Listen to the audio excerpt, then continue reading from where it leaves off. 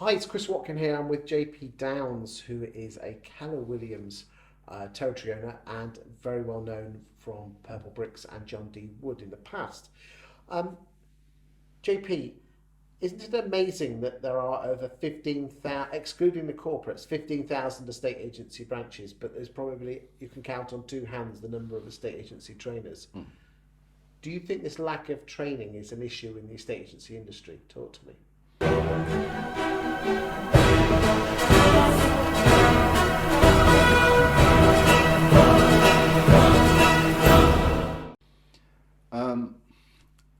I think estate agents can sometimes be viewed as the butt of poor jokes at one end of the scale, and at the other end of the scale, sometimes the opinion is one that the general public would not be not a particularly high opinion.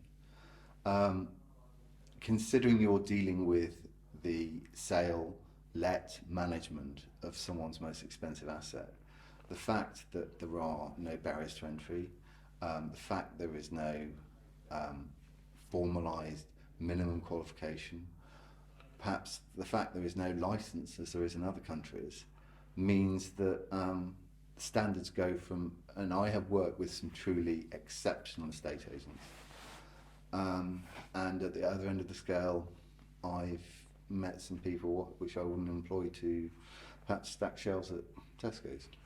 There's almost a gulf of competency between the good. Yeah.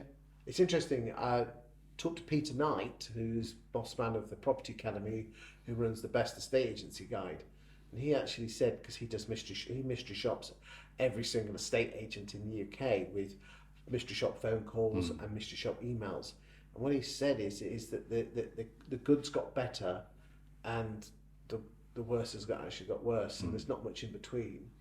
Do you think that's a training issue?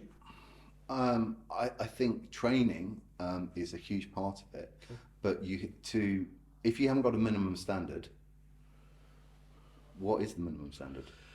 Do you think that's one of the reasons why estate agency fees have gone down from an average of 1.6% in 2004 to 1% now? We're not paying enough people to attract the right people. I think potentially customers don't appreciate the inherent value of what a good estate agent can do. And I think certain business models have potentially created a race to the bottom, and no one's won as a result of it.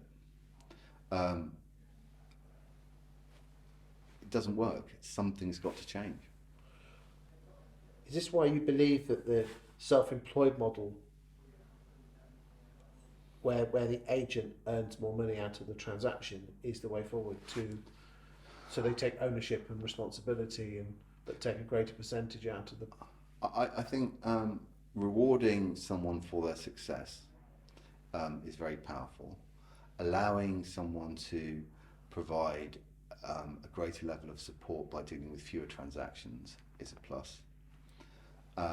And I think if you're in an environment where you own the business, so you're very much the captain of your own ship, as opposed to a form of contractor or subcontractor, let alone employed, then I think you get the best of both worlds. Okay. So what is the future for a UK estate agency? Is it this self-employed model? I think it's the brokerage model. Okay. Online's hybrids, not so sure. Corporates, all you need to do is look at the property press. I think anyone can get a pretty clear picture as to what people feel the direction of travel is. I think the brokerage model will probably come out as the most successful. What percentage, at the moment, you're probably in, if you added all of you together, the Remaxes, the EXPs, the Keller Williams of this world, no more than a few percentage. Do you have a prediction of where you think brokerage is, self-employed model, same thing? I know we're splitting hairs here. Where it will be in 10 years' time? I think the goals that Ben set are quite modest, and it would be potentially replicating a size that maybe the online has got to. Talking to other people, we think it can be bigger than that.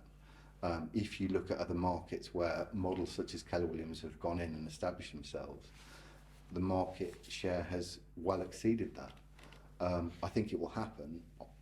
I mean, just I've got on can't record predict to say 20 to 30%. What's going to, in 10 years, what's going to hold people back? Is it the fear of agents making the jump? Is it the model itself? I think it will be interesting to see what happens in the other parts of the market. I think the speed at which it changes will be borne out of the broader economic factors. We're not out of the COVID woods yet. Do you think COVID's going to be positive? Putting aside the awfulness of people dying and how it's affected families, but do you think this is a fundamental shift that could help the broker model almost put a firework underneath it, a rocket under it?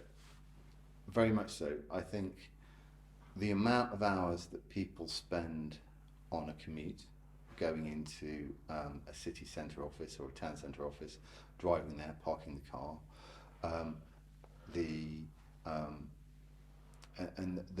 their general work-life balance, COVID, the lockdown, the results of that situation have given many people, not just in agency, the time to reflect on what they want from their lives. You probably heard the term, do you want a life by design, do you want a life by default? Ultimately, you can build a life that is on your terms, where you are enjoying life and work is part of it, as opposed to a life where you are existing purely to make someone else wealthy. Thank you for your time today, JP. Thank you, Chris.